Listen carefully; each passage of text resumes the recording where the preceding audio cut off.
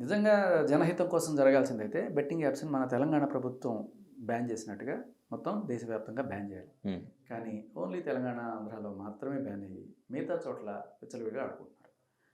So ఇక్కడ స్టేట్‌కి సంబంధించిన విషయం ఇది. ఈడీ అనేది సెంట్రల్ గవర్నమెంట్‌కి సంబంధించిన హ్మ్. డివిజన్. సెంట్రల్ గవర్నమెంట్‌కి సంబంధించిన వాళ్ళు స్టేట్ గవర్నమెంట్ వాళ్ళ దాంట్లో ఇంటర్ఫియర్ అవ్వరు.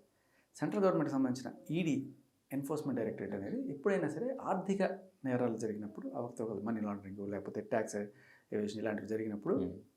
ఎగ్గొట్టడానికి చేస్తే దాన్ని వాళ్ళు పట్టుకున్న బలంగా చేస్తారనమాట. అయితే ఇక్కడ ఈడీ ఇంటర్ఫియర్ అయింది అంటే జనాలకి ఏదో మంచి జరిగిపోతుందనో, ఈడీ ఇంటర్ఫియర్ అవ్వడం వల్ల ఇక నుంచి తెలంగాణలో లేకపోతే ఆంధ్రాలో ఈ యాప్స్ బ్యాన్ అయిపోతాయి, ఇంకొకళ్ళు ఇలా చనిపోరు. ఇందాక కూడా మీరు చెప్పారు, హ్మ్. ఒక మహిళ పాపం, వివాహిత మహిళ యెస్. బంగారం ₹1,00,000 ఇంట్లో ఇవన్నీ కూడా తెలియకుండా. పెట్టి ఆడి డబ్బులు రాక ఆత్మహత్య చేసుకొని చనిపోయిందని. ఇలా ఎంతమంది చచ్చిపోయారు, ఎంతమంది చచ్చిపోబోతున్నారు అనేది that is immaterial to them.